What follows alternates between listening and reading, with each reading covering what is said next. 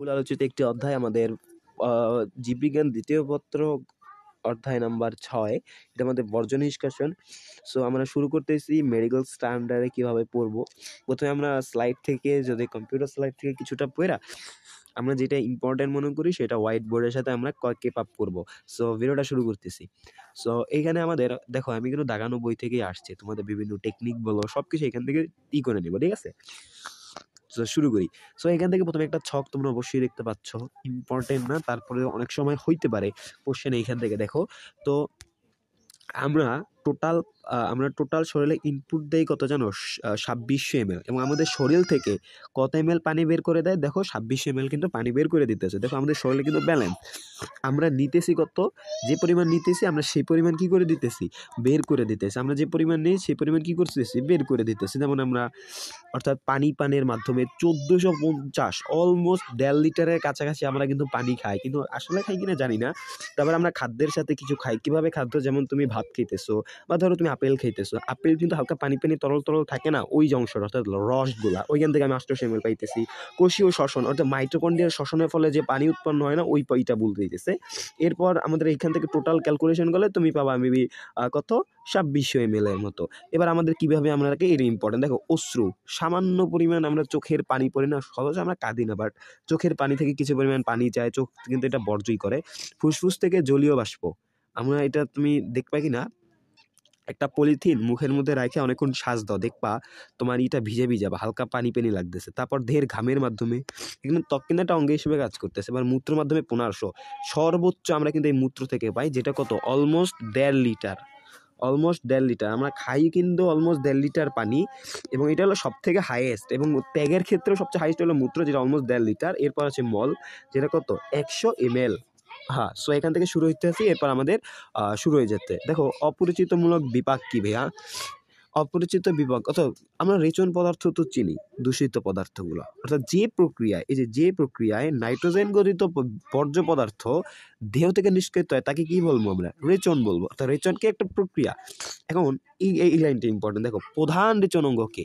প্রধান রেচন অঙ্গ হলো বৃক্ক, যেটাকে আমরা কিডনি নামে চিনি। কি? বৃক্ক বা কিডনি। এছাড়া আর কিছু পড়বো না, এখানে আর কিছু পড়ার নাই। এখানে এগুলা ইম্পর্টেন্ট না। তারপরে এখানে দেখতে যাবা যে ইউরিলেটিক, আর কোনটা? ইউকোটেলিক, আরটা আছে কি অ্যামোনোটেলিক। কিভাবে মনে রাখতাম? দেখো এখানে কি আছে? ইউরিয়া। দেখো এই যে ইউরিওটেলিক, এদের প্রধান এসব প্রাণী কি করে? ইউরিয়া কি করে। আর যারা ইউরিগোটেলিক তারা কি করে? ইউরিক অ্যাসিড কে করে। যারা অ্যামাইনোটেলিক তারা কি করে? অ্যামোনিয়া কি করে। দেখো লাস্টেরটা সবাই জানে, যেহেতু অ্যামানোটেলিক আছে তাহলে এটা কি অ্যামাইনো অ্যাসিডকে করবে। সো এটা আমাদের মনে রাখার ইম্পর্টেন্ট নাই, কারণ এটা সবাই জানে এটা দিবে না। এখন এই দুইটার মধ্যে আমরা প্যাচ লাগাই, কীভাবে মনে রাখবো? ইউরিও আর ইউরিক। দেখো ইউরিক ক আছে, ইউরিক অ্যাসিড করে। ইউরিকোটেলিটিক আর ইউরিও, যদি ক থাকে মাঝখানে তাহলে ইউরিক, আরেকটা যদি ক না থাকে ও থাকে তো ইউরিয়া। এখন কিভাবে মনে রাখি আমি? দেখো এখানে উদাহরণটাও কিন্তু ইম্পর্টেন্ট। কিভাবে মনে রাখবা? যেমন এটা উদাহরণ কি? মানুষ সহ কিছু স্থলজ এবং সামুদ্রিক প্রাণী। আমি মনে রাখি যত মানুষ আছে তারা কি করে? ইউরিয়াকে করে। মানুষ, এখন মানুষের প্রথম জীবন পাওয়া গেছে কি? সমুদ্রে, তাহলে এই সামুদ্রিক প্রাণী মনে রাখি। আর ইউরিলেটিক কিভাবে মনে রাখি জানো? এভাবে একটা টেকনিক আছে। দেখো এই যে পতঙ্গকে খায় টিকটিকি খায় সাপকে খায় বাজ পাখি। তোমরা ধরতে পারতেছো কিভাবে মনে রাখতাম? পতঙ্গকে টিকটিকি খায়, আচ্ছা যাও একটা হোক। পতঙ্গকে খায় কি? টিকটিকিকে কে খায়? সাপ খায়। সাপকে কে খায়? পাখি খায়। কে কোন পাখি? বাজ পাখি। এখন তো আর কোনোদিন দোয়েল পাখি তো আর খাবে না। আচ্ছা তারপর কি?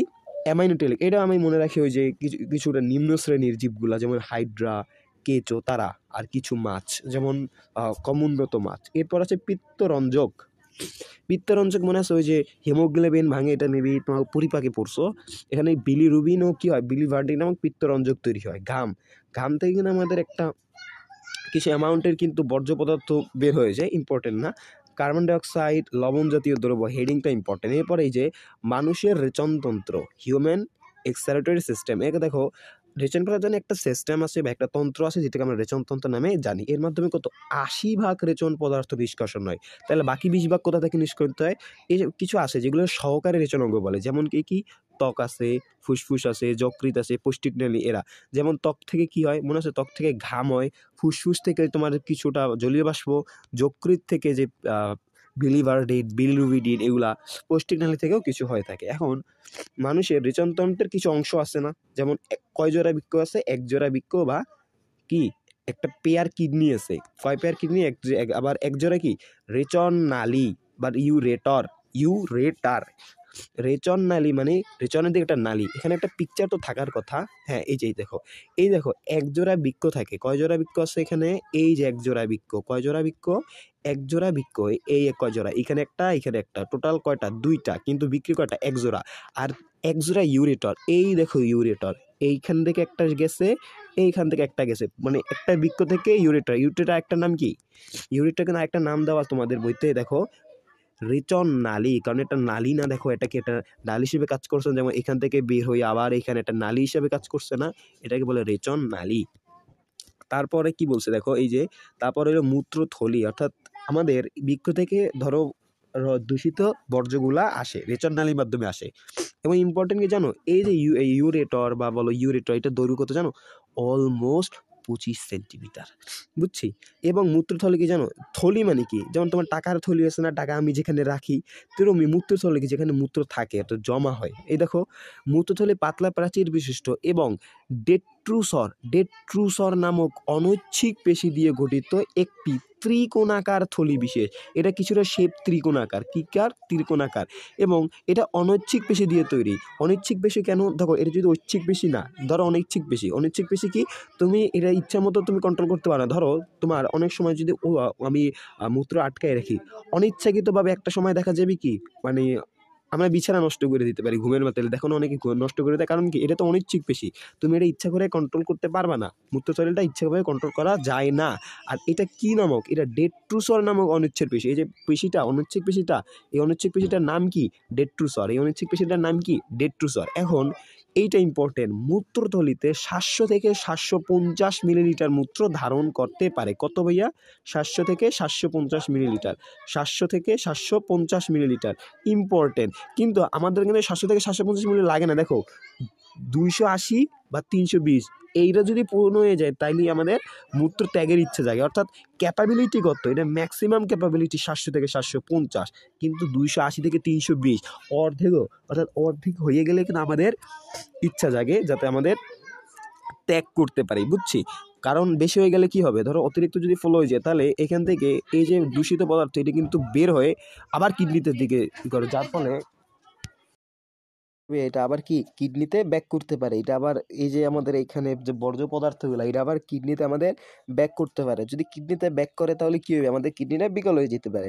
সো এটা আমাদের বিষয় না, বিষয় আমরা হলো কি, যেহেতু আমাদের মেডিকেল স্ট্যান্ডার্ডে পড়ছি, আমরা মেডিকেলের মতোই পড়বো, ফালতু কোনো কথা বলবো না। তো এখানে বলো যে মূত্র নালী বা কি ইউ রেথা, এটা কি করতে পারে, এখানে ইম্পর্টেন্ট কি দেখো, এখানে দেওয়া আছে প্রাপ্তবয়স্ক পুরুষের নালীর দৈর্ঘ্য 18 থেকে 19 সেন্টিমিটার, এইটা তোমার কোনোদিন কাজে লাগবে না। ইম্পর্টেন্ট কি, এই যে এইটা বীর্য দেহের বাইরে নির্গত, এটা আমরা সবাই জানি। এইখান থেকে আমাদের একসাথে মূত্রনালী অর্থাৎ বর্জ্য পদার্থ বের হইতেছে, তাছাড়া আমাদের কি বীর্য দেহের থেকে বাইর হইতেছে। সো তারপর চলে আসো বীর্যের কি, বৃক্কের গঠন ও কাজ, বৃক্কের গঠন এবং কাজ।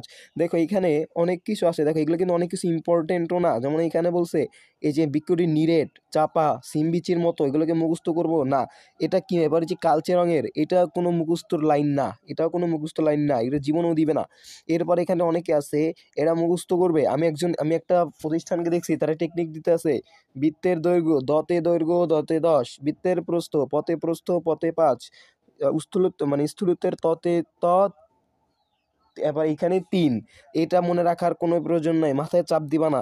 এবার এই যে বৃক্কের পুরুষের ওজন আসবে না, মহিলার ওজন দেওয়া আছে, জীবনে পড়বো না। এরপর পড়লে কি পড়বা, বৃক্কের বাইরের দিকটা কিরকম উত্তল, ভিতরের দিকটা কিরকম অবতল। এখানে অবতল অংশের ভাঁজকে হাইলাম বলে, কি বলে, হাইলাম বলে। এরপর কি, আর কিছু না। এবার অন্তর্গঠনে আসো, বৃক্কের লম্বচ্ছেদ 3টি, কয়টি ভাইয়া, আবার বলো 3টি। 3টি কি দেখা যায়, সুস্পষ্ট অংশ দেখা যায়, ইম্পর্টেন্ট। গাঢ় অঞ্চলটিকে বলা হয় কর্টেক্স। গাঢ় অঞ্চলটিকে কি বলি আমরা? কর্টেক্স। মাঝখানের লাল অংশটাকে বলি মেডুলা। লাল অংশটাকে মেডুলা। আমি এখানে মনে রাখতাম লামিয়া নামে, লামিয়া নামে একটা মেয়ে ছিল, সেজন্য লাল লাল রঙের অংশকে বলি মেডুলা। আর ভিতরের অংশকে বলতাম কি জানো? সাদা অংশটাকে বলতাম পেলভিস। মনে রাখতে পারো সাপ, সাদা অংশটার নাম হলো কি? পেলভিস। সাদা অংশের নাম কি? পেলভিস। এই যে দেখো, এই যে নিচে আসি, নিচের অংশে লাল রঙের মেডুলা, এটা তো আমরা জানি। মেডুলা কোন রঙের? লাল রঙের হয়। 8 থেকে 18টি পিরামিড, জীবনে কাজে লাগবে না, বিশ্বাস মি। এগুলোকে বলা হয় রেনাল পিরামিড, এগুলোকে বলা হয় রেনাল পিরামিড। এবার দেখো 10 থেকে 25টি কি আছে? পেপিলা আছে, জীবনেও কামে লাগবে না। এখান থেকে কিচ্ছু লাগবে না, রেনালি এগুলো লাগবেই না, জাস্ট অ্যাভয়েড করবা। এগুলো কি করবা? জাস্ট অ্যাভয়েড করবা। এখানে আরেকটা জিনিস আছে, এর মধ্যে কত 2-3টি নাকি প্রধান শাখা, দেখো এই 2-3টি 8-14টি, এটাও জীবনে আসবে না। জাস্ট এখানে একটু মনে রাখো, কি মনে রাখবা? দেখো মেজর মানে কি? মেজর মানে কি? মুখ্য না? তাহলে এই যে প্রধান শাখা বা মুখ্য শাখা মেজর। আর মাইনর কি? মাইনর মানে কি? নিচু শ্রেণীর মা, নিচু না, একটু নিচু না। এখান থেকে মনে রাখবা মেজর হচ্ছে, আর মেজর ক্যালিক্স বিভক্ত হয়ে মাইনর ক্যালিক্স তৈরি করে। মাইনর মানে কি? শ্রমিক, অর্থাৎ এরা মেজর বা প্রধানের আন্ডারে কাজ করে। এগুলো কয়টি? এটা হচ্ছে 2 থেকে 3টি, এটা হচ্ছে কত? 8 থেকে 14টি। 2 থেকে 3টি, 8 থেকে 14টি। সো এখানে বৃক্কের কাজ আছে, বৃক্কের 5 পারা একটা টেকনিক আছে। জাস্ট প্রথম প্রথম লাইনগুলো, শুরুর লাইনগুলো পড়বা। কি? রক্ত পরিশোধন করে, দেহের পানির সমতা বজায় রাখে। অর্থাৎ পানির সমতা বজায় রাখি কিভাবে? দেখো, তুমি যে পরিমাণ পানি খাইতেছো, আমরা শুরুতে বলছি তুমি পানি খাইতেছো, তোমার পানি কি করতেছে? আবার ওই অ্যাকাউন্ট অ্যামাউন্টের পানি কিন্তু তারা বের করে দিতেছে। সো পানির কি করতেছে? ভারসাম্য কি করতেছে? তারা ব্যালেন্স করতেছে, বুঝছো? এরপর আছে অম্লখালের বজায় রাখা। হ্যাঁ, অবশ্যই অম্লখালের কি রাখতেছে? বজায় রাখতেছে। লবণের সাম্যতা ও নিয়ন্ত্রণ। হ্যাঁ, রক্তচাপ নিয়ন্ত্রণ। ইয়েস, হরমোন উৎপাদন ইম্পর্টেন্ট। বৃক্কে কোন কোন হরমোন? এরিথ্রোপয়েটিন, দাগাও, এরিথ্রোপয়েটিন, প্রোস্টাগ্ল্যান্ডিন এবং এনজিওটেনসিন ইম্পর্টেন্ট। এই এরিথ্রোপয়েটিন, এরিথ্রোসাইট আরবিজনকে উদ্দীপনা জাগায়। ইম্পর্টেন্ট একটা এমসিকিউ, এইখান থেকে এমসিকিউ হতে পারে। দেখো এখান থেকে এ হলে এই লাইনটা দিয়ে দিবে, এরিথ্রোপয়েটিন এরিথ্রোসাইট আরবিসি উৎপাদনে উদ্দীপনা যোগান দেয়। এরপর আসে এনজাইমকরণ। বৃক্ষে কোন এনজাইমই হয়? রেনিন। বৃক্ষে কোন এনজাইম হয়? Renin enzyme. এরপর আছে কি? গ্লুনিউসাইস। এটা কি? এর সময় 20% শর্করা ব্যবহৃত হয়। সো এরপর এগুলোর টাইপগুলো পড়ে যাবা। মজবুত হাড়, দাঁতের গঠন, পুনঃশোষণ, এবার এগুলা যে এনজাইম ক্ষরণ, জাস্ট টপিকগুলা পড়ে যাবা, বুঝছি? টপিকগুলা পড়ে যাবা। এরপর হলো বৃক্কের সূক্ষ্ম গঠন বেয়া। বৃক্কের সূক্ষ্ম গঠনে ইম্পর্টেন্ট লাইন, বৃক্কের কার্যকরী একক কি? নেফ্রন। এই 10 থেকে 12 লাখ জীবনও আসবে না। এইটা পড়তে পারো, প্রতি মিনিটে 1 ঘন সেমি মূত্র সৃষ্টি হয়। 1 ঘন সেমি মানে কি? 1 ঘন সেমি মূত্র সৃষ্টি হয়। এরপর এই ছকটা যার মুখস্থ সেই এখানে, এই ছকটা 100%। দেখো এই ছকটা বুঝেই দিতেছি। দেখো নেফ্রন, নেফ্রনের কয়টা অংশ? নেফ্রনের 2টা অংশ, একটা হলো রেনাল বা রেনাল কর্পাসল বা মালপিজিয়ান কর্পাসল। আবার বলি, রেনালের কয়টা অংশ? এটা হলো রেনাল বা মালপিজিয়াল কর্পাসল, আর একটা হলো renal tubule. Renal corpuscle, renal tubule, renal corpuscle, renal tubule. বুঝছি? এতটুকু বুঝছি কি? কে বলো yes or no? Renal corpuscle, renal tubule. এখন এই রেনাল করপসলকে আরো ভাগে বিভক্ত করা যায়। কিরকম? এটা হলো বোম্যান্স ক্যাপসুল, এটা হলো পেয়ালার মতো। আর কৈশিক জালিকা দ্বারা তৈরি, সেটাকে বলা হয় গ্লেমুরুলাস, বুঝছি? সো এখানে এটা আমাদের কিন্তু সমাপ্ত, এটা আমাদের এখানে সমাপ্ত। এরপর আছে কি? Renal tubule. রেনাল টিউবিলকে 3 ভাগে ভাগ করা গেছে। এই দেখো, প্রক্সিমাল বা নিকটবর্তী পেঁচানো নালিকা, হেনরির লুপ, এবার ডিস্টাল বা দূরবর্তী পেঁচানো নালিকা। এই যে হেনরির লুপ, এইটাকে আবার অবরোহণ বাহু বা ডিসেন্ডিং, আহরণ বাহু অ্যাসেন্ডিং। এরপর ওয়ান শট, এই একদম মুখস্থ থাকতে হবে, কারণ এইটা জানলে তুমি অনেক সবগুলো এমসিকিউ পারবা। সো আমি লাস্টবার দেখাই দিতেছি। নেফ্রন, এই যে নেফ্রন, নেফ্রন কয় প্রকার? 2 প্রকার। রেনল 2 ভাবে বিভক্ত করা যায়, renal corpuscle, renal tubules. Renal কর্পাসলকে বোম্যান্স ক্যাপসুল, গ্রামিউলুরাসকে বিভক্ত করা যায়। রেনাল টিউবিলকে ভাগ করা যায় প্রান্তীয় পেঁচানো নালিকা, হেনরির লুপ। হেনরির লুপ আবার অবরোহণ, আর কি আমাদের আহরণ। এবার আছে কি আমাদের দূরবর্তী পেঁচানো নালিকা। ক্লিয়ার। এখন দেখো, আমরা পড়ছিলাম এই যে বৃক্কের প্রথমেই রেনাল কর্পাসল। সো আমাদের শুরু কি আলোচনা আছে? রেনাল কর্পাসল নিয়ে। তো রেনাল কর্পাসল তুমি বুঝতে পারতেছো রেনাল কর্পাসের মধ্যে কি ঢুকবে। তারপর বোম্যান্স ক্যাপসুল নিয়ে আলোচনা করবে, তারপর গ্ল্যামেরুলাস আলোচনা করবে। সো দেখি, প্রথমে আমাদের রেনাল কর্পাসল নিয়ে আলোচনা হয়েছে। দেখো এখান থেকে অনেক কিছু আছে। এই যে এটি বৃক্কের কোথায় অবস্থিত? কর্টেক্স অবস্থিত। বোম্যান্স ক্যাপসুল এবং গ্ল্যামেরুলাস নিয়ে গঠিত, বুঝছি? ইয়েস। এই বোম্যান্স ক্যাপসুল, এই দেখো দ্বিস্তরী পেয়ালার মানে কি মতো? দ্বিস্তরী পেয়ালার মতো। তোমরা পেয়ালা দেখছো? এই যে পেয়ালা, তোমরা চা খাওয়ার পেয়ালা দেখছো না? লুক লাইক দেম, পেয়ালার মতো দেখতে। Yes or no? বুঝছি? সো এটা কিসের মতো দেখতে? এটা হলো আমাদের কিসের মতো? কিছুটা পেয়ালার মতো দেখতে। আচ্ছা, আমাদের বোম্যান্স ক্যাপসুলটা কিসের মতো দেখতে? এটা পেয়ালার মতো দেখতে। এখন এখানে কিছু স্তর থাকে, এখানে এখান থেকে একটা ভিসেরাল স্তর যেটা কি পেডোসাইট নামক বিশেষ ধরনের কোষে, এবং আরেকটা স্তর থাকে যেটাকে বলা হয় প্যারাইটাল স্তর, এটা হলো আইসাকাল এপিথেলিয়াম কোষে নির্মিত। আমি আবার বলি, অর্থাৎ এই যে আমাদের বোম্যান্স ক্যাপসুল আছে, এখানে দুইটা স্তর আছে, একটা ভিসেরাল স্তর আর একটা প্যারাইটাল স্তর। ভিসেরাল স্তরটা পিরোসাইট নামক কোষ দ্বারা তৈরি, কি সাইট? পিরোসাইট। আর প্যারাইটাল স্তরটা আইসাকার এপিথেলিয়াম কোষ দ্বারা নির্মিত, বুঝছি। এরপর হলো আমাদের গ্লোমেরুলাস। দেখো এই যে তোমরা এই যে দেখতে পাইতেছো, এটা কি আমাদের পেলার মতো সেই কি বোম্যান্স ক্যাপসুল। এই বোম্যান্স ক্যাপসুলের মাঝখানে দেখো কিছু জালের মতো জিনিস দেখা যাচ্ছে, এগুলোকে বলা হয় গ্লেমেরুলাস। কি বলা হয়? গ্লেমেরুলাস। এই দেখো এই যে বোম্যান্স ক্যাপসুলের অভ্যন্তরণে ঘনিষ্ঠভাবে গ্লেমেরুলাস অবস্থান করে। আচ্ছা, এবং অন্তর্বাহী ধমিকা বা এফারেন্ট রেনাল ধমনী থেকে সৃষ্ট, ইম্পর্টেন্ট, কোন ধমনী থেকে? রেনাল ধমনীর থেকে সৃষ্ট এফারেন আর্টেরিয়ল বোম্যান্স ক্যাপসুলে প্রবেশ করে। ঠিক আছে, এবার 50 থেকে 60টি কৈশিক জেলাকে বিভক্ত হয়, কি করে বিভক্ত হয়? গ্লেমেরুলাস গঠন করে। এবং কৈশিক নালী পুনরায় মিলিত হয় বহির্বেগে ধমিকা বা ইফারেন। প্রথমে মনে রাখতাম আফা, প্রথমে কি হবে? আফা, পরে কি হবে? ইফা, আফারেন আর্টেরিয়ল, পরে ইফারেন আর্টেরিয়ল। এরপর আছে কি আমাদের ওই যে রেনাল টিউবিলস। এরপর আমাদের কি রেনাল টিউবিলস বা বৃক্ক নালিকা। দেখো আমরা তো পড়ছি, আমরা তো রেনাল, এখানে আমাদের এই অংশ দুইটা পড়ে ফেলছি, অর্থাৎ আমরা এই যে রেনাল কর্পাসল বা মালপিজিয়ান কর্পাসল এটা পড়ে ফেলছি। এটার মধ্যে আমরা কি পেয়েছিলাম? বোম্যান্স ক্যাপসুল, এরপর গ্ল্যামেরুলাস। এইগুলো কিন্তু আমাদের পড়া শেষ, অর্থাৎ এই টপিকটা পড়া শেষ। এরপর আমাদের আছে কি? এরপর আছে আমাদের এই টাইপটা। এরপর আমরা এখন পড়বো কি? রেনাল টিউবিল। তারপর আমরা দেখবো রেনাল টিউবিলকে আরো অনেকভাবে বিভক্ত করা যায়, যেমন নিকটবর্তী পেচানোনালিকা, হেনরির লুপ। এরপর আছে আমাদের কি? ডিস্টাল বা দূরবর্তী। হেনরির লুপকে আবার ভাগ করা যায় কি? অবরোহণ বাহু, আহরণ বাহু। এইভাবে এখন আমরা তো এই টপিকটা আমরা কি করছি? শেষ করে ফেলছি। এই টপিকটা আমরা কি করে ফেলছি? শেষ করে ফেলছি। কোনটুকু? এই এতটুকু। এতটুকু আমাদের কি? শেষ। এখন আবার কতটুকু পড়তে হবে? এই এতটুকু পড়তে হবে। আগে রেনাল টিউবিল কি, তারপরে এই যে 3টা ভাগে ভাগ করা যায়। সো শুরু করি। এই দেখো এই যে রেনাল টিউবিল, এই যে কি রেনাল টিউবিল, এটা কত? 3 সেন্টিমিটার লম্বা এবং গড় এত। ইম্পর্টেন্ট না? 3টা অংশে বিভক্ত। হ্যাঁ, আগেই তো দেখছি 3টা অংশে বিভক্ত। নিকটবর্তী পেচানোনালিকা, যে এখান থেকে জাস্ট এখানে পড়বা যে এখানে আঙুলের মতো অভিক্ষেপ বা মাইক্রোবিলাই থাকে। কি থাকে? আঙুলের মতো অভিক্ষেপ বা মাইক্রোবিলাই থাকে। আর এই যে হেনরির লুপ, এটা কি আবিষ্কার করেছে? হেনরি আবিষ্কার করেছে, যার জন্য হেনরি লুপ বলা হয়। এখানে দুইটা থাকে, একটা অবরোহণ বাহু বা ডিসেন্ডিং, আর একটা হলো আরোহণ বাহু বা অ্যাসেন্ডিং। আচ্ছা, এখানে ঊর্ধ্বগামী, এখানে তো বোঝা কি? অবরোহণ বা নিম্নগামী নালিকা। নিম্নগামী দেখো এই যে হেনরি লুপ, এই যে এরকম করে নামে কিছুর উপরে ওঠে না? তোমাদের চিত্র দেখাইতে বলে এই যে একটা নেফ্রন, একটা নেফ্রনে দেখো এই যে অংশটা এরকম উপরে উঠতেছে, কালারটা এই যে ধরো উপরে উঠে আছে, উপরে উঠে এরকম আবার উপরে উঠছে না? এরকম উপরে উঠা আবার কি উপরে উঠছে না? নিচে নামছে মানে অবরোহণ, উপরে উঠছে এটাকে বলা হয় আহরণ। উপরে উঠছে মানে কিভাবে? আহরণ। কিভাবে মনে রাখতাম? দেখো নিম্নগামী নালীকে বলা হয় অবরোহণ বাহু, অবরোহণ, আর ঊর্ধ্বগামীকে বলা হয় আরোহণ। তোমরা কেন গাছে আহরণ করছে, পাচে আহরণ মানে পাহাড়ে আহরণ করছে, আহরণ মানে ঊর্ধ্বগামী নালী, এই নালী ঊর্ধ্বগামী নালী। এবং আহরণ আরেকটা নাম হলো অ্যাসেন্ডিং।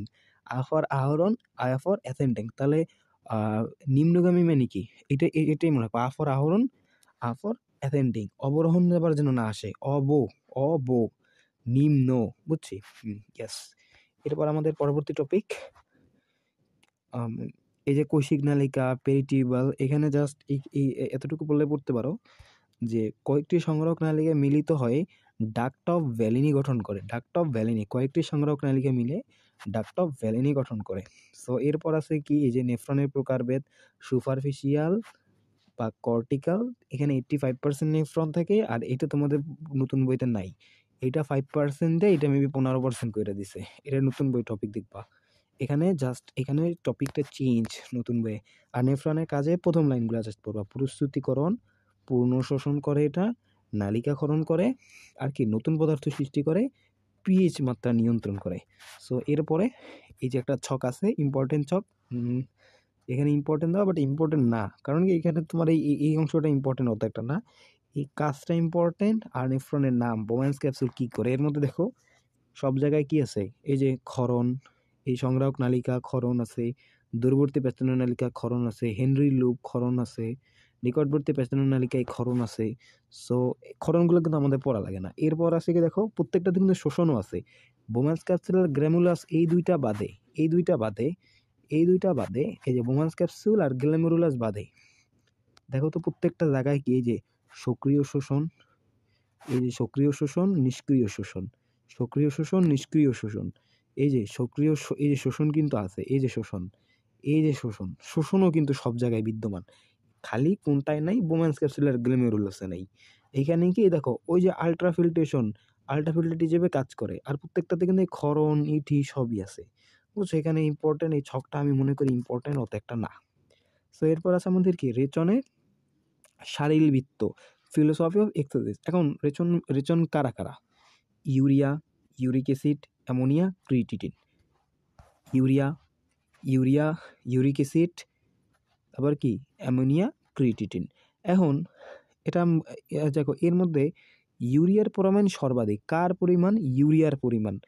এটি মূত্রের সাথে দেহ থেকে বের হয়ে যায়। আচ্ছা, যকৃতে ইউরিয়া উৎপন্ন হয়। কোথায়? যকৃত উৎপন্ন হয়। এবং এটা রক্তের মাধ্যমে কোথায় পৌঁছায়? বৃক্কে পৌঁছায়, কিডনিতে পৌঁছায়। বুঝছি। এ দেখো রেচনে যদি অধিক পরিমাণ ইউরিয়া থাকে তাকে বলে ইউরিটেলিজম। আমরা যখন প্রথমে পড়ছিলাম, মনে আছে পড়ছিলাম ইউরিকটেলিজম। এখানে ইউরিটেলিজম বলছিলাম কারা? উদাহরণগুলো মনে রাখছিলাম, মানুষ আর ছিল সামুদ্রিক প্রাণী। কিভাবে সামুদ্রিক প্রাণী মনে রাখছিলাম? যেহেতু মানুষের প্রথম জীবন পাইছে কোথায়? সমুদ্রে, সেখান থেকে সমুদ্র। আর এই যে যেসব প্রাণীতে দেখা যায় তাদের কি বলা হয়? ইউরেলিটিক প্রাণী। আর এই যে মানুষ কিন্তু ইউরেলিটিক। বুঝছি। এখন এটা দুইটা শিরোনামে আলোচনা করা হয়েছে, একটা নাইট্রোজেন ঘটিত বর্জ্য পদার্থ এন্টোবেস, আর একটা কি মূত্র সৃষ্টি, ইউরিন কিভাবে তৈরি হইতেছে। তো প্রথমে তো নাইট্রোজেন ঘটিত বর্জ্য তৈরি হইতেছে। এখানে অ্যামোনিয়া কিভাবে অর্থাৎ ইউরিয়া কিভাবে তৈরি হইতেছে এটা নিয়ে অনেক কথা লেখা আছে, বাট আমি সাজেস্ট করব এটা না পড়ার ক্ষেত্রে। আমি একটা টেকনিক দেখাই দিতেছি, আর টেকনিক না, তুমি জাস্ট এইটা পড়বা যে আমিষ খাদ্য এনজাইমের সহায়তায় ভেঙে অ্যামাইনো অ্যাসিড তৈরি হয়। প্রথম আমিষ খাদ্য এনজাইমের সহায়তায় ভেঙে অ্যামাইনো অ্যাসিড হয়। এই অ্যামাইনো অ্যাসিডটা ডিএমিনেশন প্রক্রিয়ায়, কি প্রক্রিয়ায়? ডিএমিনেশন প্রক্রিয়ায়। প্রক্রিয়াটা ডিএমিনেশন, বাট এখানে এনজাইম কাজ করে কিন্তু ডি, মনে রাখবা কোনো নামের সাথে জাস্ট এজ যুক্ত করে দিলেই কি হয়ে যায়? ওটা এনজাইম হয়ে যায়। তাহলে ডিএমিনেশন প্রক্রিয়ার এনজাইমটা কি হবে? ডিএমিনেজ হবে। অ্যামাইনো অ্যাসিড কি করে তৈরি করে? কিটো অ্যাসিড প্লাস কি অ্যামিন গ্রুপ। তোমার কোশ্চেন আসবে কি জানো? এই বিক্রিয়াটা দিয়ে দিবে, অ্যামিন অ্যাসিড ডিএমিনেশন বিক্রিয়া। তোমার প্রশ্নে জাস্ট উদ্দীপকে এখানে কি দিবে জানো? এখানে একটা শূন্যস্থান দিবে, বলবে এই জায়গায় কি হবে? থাকবে কি? কিটো অ্যাসিড হবে। আরেকটা বা এখানে কোশ্চেন থাকতে পারে কি হবে? অ্যামিন গ্রুপ থাকবে। এই অ্যামিন গ্রুপটা কি করতে পারে জানো? এই যে অ্যামিন গ্রুপটা, এটা আবার H প্লাসের সাথে যুক্ত হইয়া এটা অ্যামোনিয়া তৈরি করে। দেখো এই যে অ্যামোনিয়া তৈরি করে ফেলছে।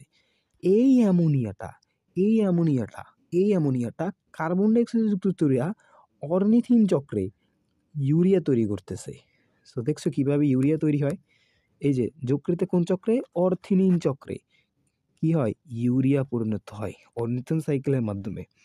এটা আমাদের কি ছিল? ইউরিয়া সর্তি, অর্থাৎ নাইট্রোজেন ঘটিত বর্জ্য উৎপাদন। এটা মধ্যে কি ছিল? অ্যান্টি ঘটিত বর্জ্য উৎপাদন। এরপর আসো মূত্র সৃষ্টি। মূত্র সৃষ্টি কয়টি ধাপে হয়? 3টে ধাপে হয়। অতি সূক্ষ্ম, টিউবুলার পুনঃশোষণ, আর কি সক্রিয় ক্ষরণ। আমরা যা বলতেছিলাম, এই যে এইখান থেকে যে অতি শুকনো, এটাকে বলা হয় কি ভাইয়া? এই দেখো এটা কিন্তু চাপে হয়। এটা কিন্তু চাপে হয়। দেখো এটা হাইড্রোলিক চাপে হয়। বুঝছো? এটাকে বলা হয়, এই তরলকে বলা হয় গ্রেনুলুলাস ফিল্ট্রেট বা প্রাথমিক মূত্র। বুঝছো? এখান থেকে অতটা ইম্পর্টেন্ট কিছু নাই। দেখো এখানে সব হলো যে লো। বুঝছো? এখান থেকে না পড়লে তুমি কোনোদিন ইয়ে করবা না, ঠিক আছে? গ্রেনুলাস ফিল্ট্রেট, আচ্ছা এখানে কিচ্ছু নাই, মনে রাখবা।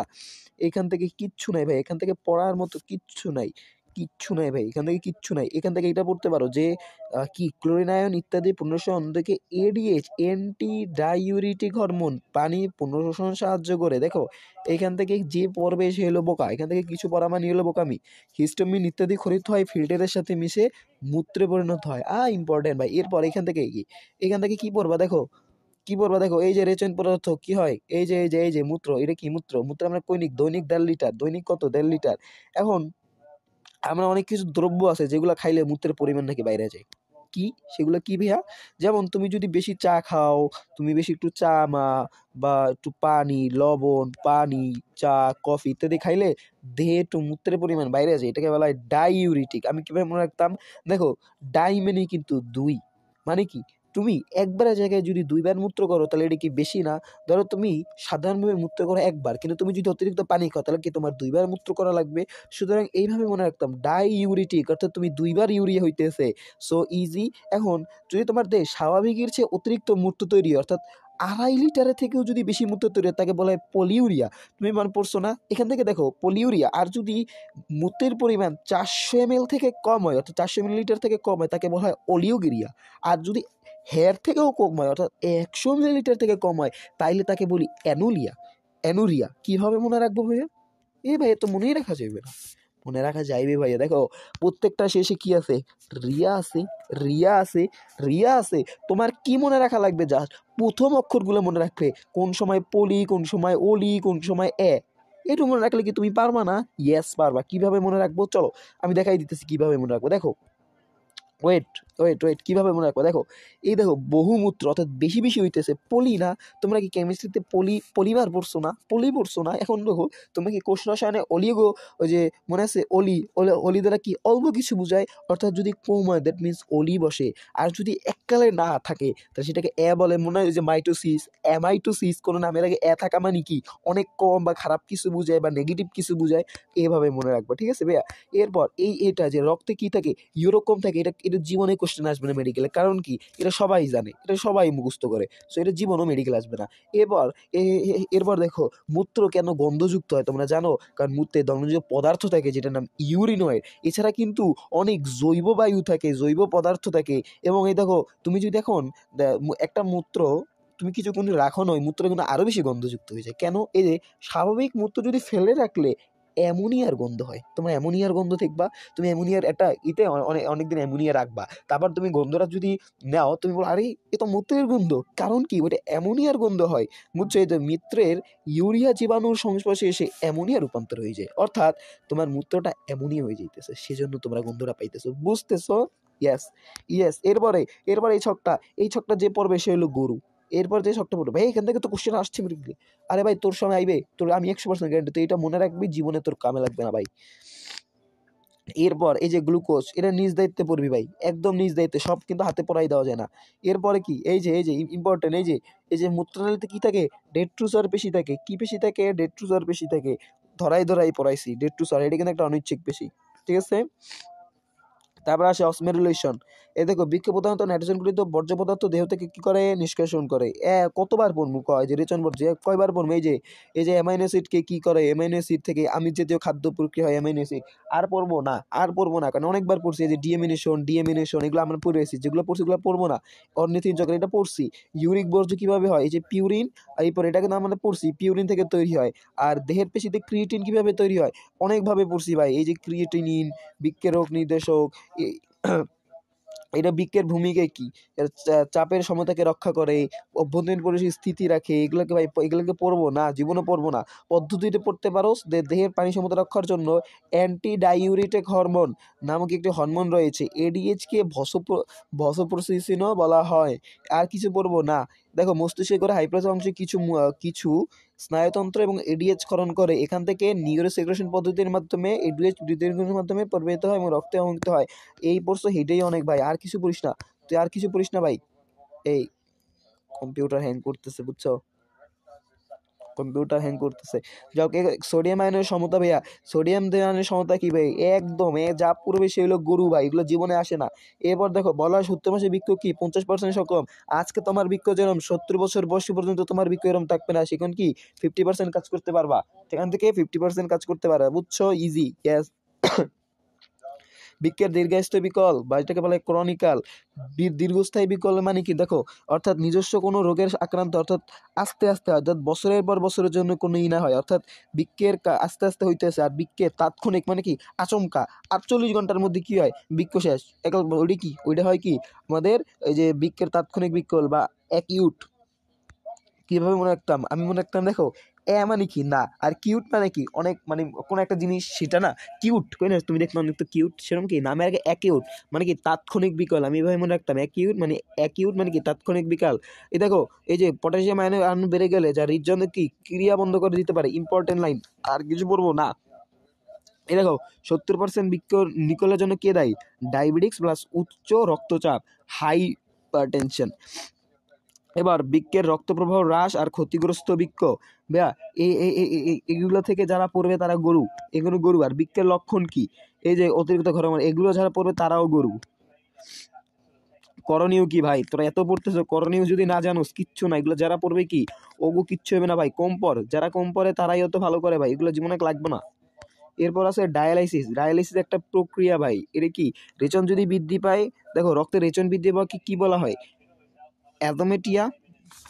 ওয়েট, এখানে কি বইয়ে টাইপিং ভুল আছে, ওয়েট লেট মি চেক, এটাকে বলা হয়, হ্যাঁ না ঠিক আছে, অ্যাজোটোমিয়া। অ্যাজোটোমিয়া যদি বর্জ্য বেড়ে যায় তাহলে কি হয়, অ্যাজোটোমিয়া বৃদ্ধি পায়।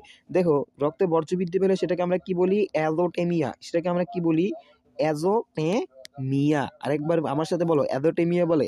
দেখো ডায়ালাইসিস কয় ধরনের, দুই ধরনের। কয় ধরনের ডায়ালাইসিস হয়, দুই ধরনের, একটা হিমোডায়ালাইসিস আর একটা পেরিটোডায়ালাইসিস। হিমোডায়ালাইসিস কি, দেখো এখানে কি কৃত্রিম একদম ডাস্ট মেশিনের মতো, একদম কৃত্রিম বৃক্কের মতো সব হইবে ভাইয়া, বুঝছো। এই দেখো এখানে একটা ক্যাথোটার থাকে, তোমার শিরা ধমনির একটা বিষয় থাকে যে ছুঁচ দিয়া ঢুকাইয়া মুকাইয়া, এখন এখানে কি করে, এটি পিছনে টিউমার থাকে, এই যে এটি কি করে শিরা এসে মিলিত হয়, দেখো দেখো দেখো, এটি কি, এটি পিছন থেকে নমুনিটাকে কিডনি মেশিনের সঙ্গে যুক্ত হয়, পরে এটি শিরায় এসে মিলিত হয়। এরপর দেখো যাদের ঘন ঘন ডায়ালিসিস তাদের ক্ষেত্রে কি একটা স্থায়ী ক্যাথেটারি লাগাই দিয়ে দেয়, ওই সেই। এবার দেখো এবার কিন্তু হেপারিন দিয়ে দেয়, তোমরা যারা ক্লাস করছো তারা জানো হেপারিন কিন্তু রক্তে জমাট বাঁধতে দেয় না, তোমরা তোমরা বুঝছো, ইয়েস। সো আর এটা কি হবে, এটা ধমনী থেকে শিরার দিকে যায়, কোথা থেকে যায়, ধমনী থেকে শিরার দিকে যায়, এখানে কি দেওয়া আছে ওইটা, হ্যাঁ এটাই দেখাইতে। পাম্পের সদস্য ধমনী থেকে রক্ত শিরার দিকে চালনা করে, অর্থাৎ ধমনী থেকে, এই যে ধমনী, এই যে ধমনী দেখতে পাচ্ছ তোমরা, এই যে ধমনী, এইখান থেকে এই যে ধমনী, এখান থেকে রক্ত যায় রক্ত যায় রক্ত যায় রক্ত যায় আসে এবং আবার প্রবেশ করে, এই যে এখান থেকে রক্ত ধমনী প্লাস শিরা, রক্ত ধমনী প্লাসে রক্ত জমাট বাঁধার জন্য কি থাকে, হেপারিন থাকে, বুঝছো। এইগুলো কি আংশিক বেদ্য, এখানে কি পর্দা থাকে, আংশিক বেদ্য পর্দা, কারণ এখান থেকে একটা তরল আসে, তো এখান থেকে একটা কি আসে, তরল আসে ভাইয়া, এই তরলটার নাম মেবি এখানে নাই, এই যে ভাইয়া রক্তের ডায়ালাইসিস দ্রবণ। আচ্ছা এবার দেখো প্রক্রিয়াটি করতে হয় 4-5 ঘন্টা সময় লাগে, অনেক সময় লাগে, বুঝছো বুঝছো। এরপর আছে পেরিটোনিয়াম। পেরিটোনিয়াম মানে কি, ওই পেটের মধ্যে ছিদ্র করে বাংলা ভাষায় যদি বলি। আচ্ছা পেরিটোনিয়াম যে আংশিক বেদ্য এবং ডায়ালাইসিস ঝিল্লি হিসেবে কাজ করে। এরপর হলো বৃক্ক কি, প্রতিস্থাপন। বৃক্ক কি ভাইয়া, বৃক্ক প্রতিস্থাপন। বৃক্ক প্রতিস্থাপন কি, ওই যে একটা সুস্থ মানুষের বৃক্ক নিতে পারে, ধরো এই যে তোমার বৃক্কটা, ধরো তুমি অনেক দয়ালু, তুমি কি করছো, তুমি আইফোন কেনার জন্য তোমার বৃক্ক, এই বৃক্কটা, এই কিডনিটা কি করছো তুমি, এই এই এই একটা মনে করো দিয়ে দিছো। সো তার বৃক্ক এই দেখো, এখন তার বৃক্ক কয়টা, একটা দুইটা তিনটা, অর্থাৎ তার এখন বৃক্ক কয়টা, তিনটা বৃক্ক। সো তোমার বৃক্ক কয়টা, একটা, তার বৃক্ক কয়টা, তিনটা। তুমি কি করছো, বৃক্কটা কি করছো, তুমি দাতা বৃক্ক, তুমি আইফোন কেনার জন্য কি করছো, বৃক্কটা সেল করে দিছো, সেল। ঠিক আছে, বৃক্ক প্রতিস্থাপন। বৃক্ক প্রতিস্থাপনের জন্য কি কি মনে রাখতেই হবে, দেখো এই যে বৃক্কদাতা 48 ঘন্টার মধ্যে দেহে স্থাপন করতে হবে, ঠিক আছে। এরম না ধরো তুমি বৃক্ক রাখলা 48 ঘন্টা পর, না তারপর মনে হলো না 48 বৃক্ষটা বা ভালো বৃক্ষ না, আরো ভালো বৃক্ষ নেবো না ভাই, 48 ঘন্টার মধ্যে তোমাদের কি করতে হবে, বৃক্ষটা লাগাতে হবে। এবার যখন এখন তুমি বৃক্ষ লইলা, সেই বৃক্ষ আবার যদি হয় নষ্ট বৃক্ষ, অর্থাৎ HIV রক্ত কামাইবে। এখন তুমি বৃক্ষ লইছো, বৃক্ষ লাগে তোমার ব্লাড গ্রুপ ম্যাচ করে না, টিস্যু ম্যাচ করে না, কামাইবে না। এখন বিভিন্ন আছে, সো ইম্পর্টেন্ট ভাইয়া। এরপর আছে হরমোনাল ক্রিয়া। এটা ইম্পর্টেন্ট একটা টপিক, ছোট একটা টপিক, মেবি অধ্যায়টার মধ্যে শেষ, হ্যাঁ অধ্যায়টা শেষ, একদম শেষের পর্যায়ে আমরা। সো এখান থেকে কিছু জানতে হয় ভাইয়া, এখান থেকে জানতে হয় ওই যে এই যে এখান থেকে এটা এখানে তুমি না পড়লেও কিছু না, বাট এই যে ADH অ্যান্টি ডায়রিটিক হরমোনের ব্যবহারটা এখান থেকে যা পড়ে নিবা। রক্তের সোডিয়াম মাত্রার ঘনত্ব, এই যে সোডিয়াম মাত্রা স্থির রক্ত হলে যে হরমোনটি পালন হচ্ছে সেটাকে কি, অ্যালডোস্টেরন। এবার রেনিন, এই যে অ্যানজিওস্টেনিন, ভাই এগুলা এগুলা কয়বার বলবো বলো। প্লাজমার স্বাভাবিক, এই যে প্লাজমার স্বাভাবিক রক্তের প্লাজমার স্বাভাবিক পিএইচ হচ্ছে 7.4, অর্থাৎ কিছুটা নিষ্ক্রিয়তার সাথে 7 থেকে 0.4 কি বেশি, 0.4 কি বেশি। এখন মূত্রের পিএইচ কত দেখো, 4.5, কারণ মূত্র কি অ্যাসিড জাতীয় না, মূত্র অ্যাসিড জাতীয় না, হ্যাঁ তাই জন্য মূত্রের অ্যাসিড কত, 4.5। এবং এর সাথে আমাদের অধ্যায়টা কিন্তু শেষ। So bye bye.